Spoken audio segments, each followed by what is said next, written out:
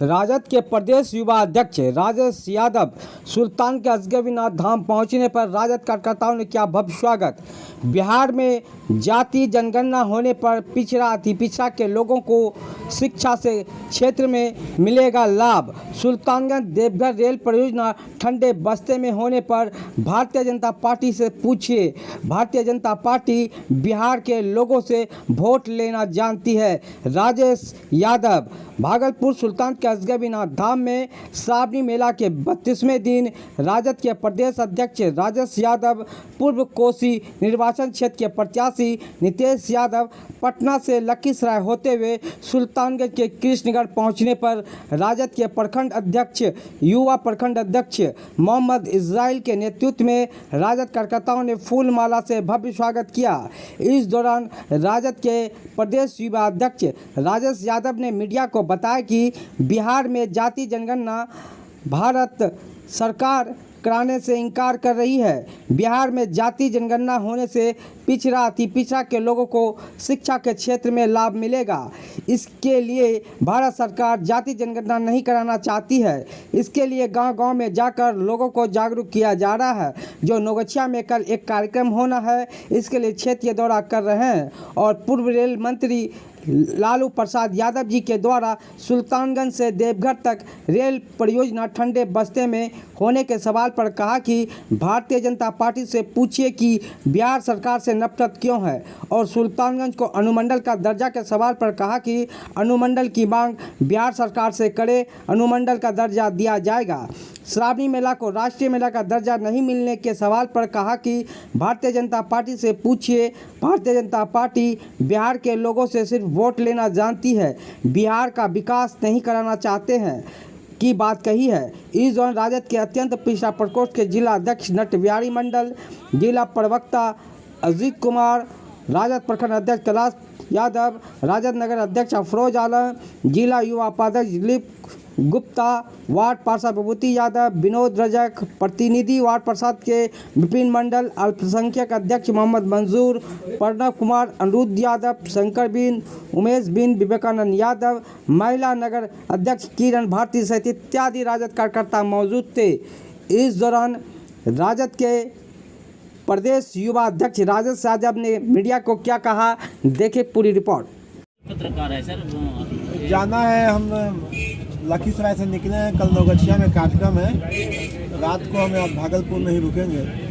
Mainly मेरा दौरा चल रहा है कि जाति जनगणना भारत सरकार कराने से इनकार कर रही है। इसलिए इनकार कर रही है कि दलितों को, पिछड़ों को, शोषितों को, वंचितों को उनका हक और अधिकार नहीं देना चाहती है। नई शिक्षा नीति लाई है, अगर वो शिक्षा नीति रह गया तो इस समाज में जो दलित वर्ग है, अति पिछड़ा वर्ग है, पिछड़ा वर्ग है, कमेरा जो काम करता है, जो चाय बेचने वाले, ठेला बेचने चलाने वाले, खोमचा लगाने वाले, इनका बाल बच्चा नहीं पढ़ पाएगा, उनसे शिक्षा दूर कर दिया जाएगा। इसी की लड़ाई हम लोग लड़ रहे हैं कि नई शिक्षा नीति वापस हो, पुरानी शिक्षा नीति ही रहे। महंगाई से अगर कोई सबसे बेसी पीड़ित होता है तो समाज का गरीब तबका है, दलित है, वंचित है, पिछड़ा है, या काम करने वाले लोग हैं, या छोटे रोजगार वाले लोग हैं।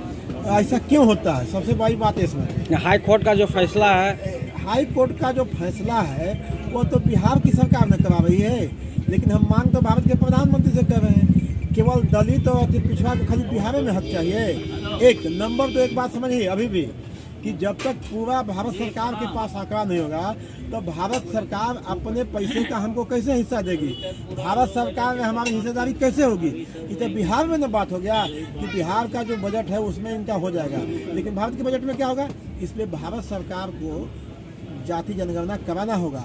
जैसे आप समझ लीजिए कि भूख लगा हुआ है तो चलिए कुछ नहीं तो 2 रोटी खा लेते हैं, तो बिहार की जाति जनगणना नहीं है, लेकिन पूर्ण रूप से तब तक नहीं होगा जब तक कि भारत सरकार नहीं मान ले। और इसी के लिए हम लोग लगातार घूम रहे हैं, और आज भी हम लोग लखीसराय में बैठे हुए थे अपने साथियों के साथ कि इस आवाज़ को, इस ताकत को गाँवों में हम लोग कैसे खड़ा करें, गाँवों को लोगों को किस तरह से गुलबंद करना है, दलित समाज के बीच में जाना है, पिछड़ा समाज के बीच में जाना, उनको समझाना है कि आप जो लोग आपके दरवाजे पर आते हैं, भारतीय और आरएसएस के लोग, इसलिए नहीं आते हैं कि आपसे प्रेम करते हैं, मोहब्बत करते हैं, इसलिए आते हैं कि आपके पास हमारा संविधान जो है, संविधान ने वोट की ताकत दी है, इस ताकत के लिए ही आपके पास आते हैं। लेकिन जब यह ताकत लेके दिल्ली जाते हैं तो हमला आप ही पर करते हैं। यही बात समझाने के लिए, इसी रणनीति बनाने के लिए हम लगातार घूम रहे हैं। आज हम लखीसराय में, कल नवगछिया में रहेंगे। लालू यादव जिस समय रेल मंत्री थे, सुल्तानगंज से देवघर परियोजना जो है उनके द्वारा किया गया था, इस पर क्या कहेंगे जो ठंडे बस्ते में है? ये तो भारतीय जनता पार्टी में पूछे ना कि हिंदू का बिहार का सबसे बड़ा तीर्थ स्थान है यहाँ है, और उस परियोजना को भी लोग डाल दिया। बिहार से वो लोग को नफरत है, खाली बिहार से वो लोग को सांसद चाहिए, बिहार से वोट चाहिए, लेकिन बिहार के विकास से, बिहार के सम्मान से, बिहार के तीर्थस्थलों से वो लोगों को कोई मतलब नहीं है। अनुमंडल का भी दर्जा नहीं मिला है सुल्तानगंज। अब हम लोग की सरकार आई है, लोग यहाँ के मांग करेंगे तो सरकार विचार करेगी।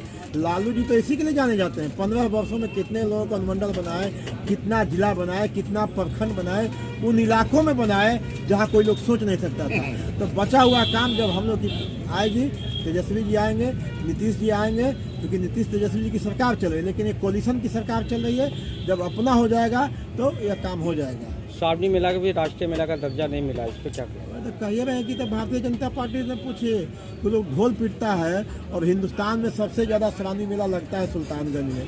सुल्तानगंज को दर्जा नहीं दे रहा है, तो ये तो भारतीय जनता पार्टी के लोग को नहीं बताना चाहिए। उनको खाली भागलपुर के लोगों से वोट चाहिए, भागलपुर लोगों से ताकत चाहिए, लेकिन भागलपुर को जब न्याय और सम्मान और इज्जत देने की बात आएगी तो भाग जाते हैं।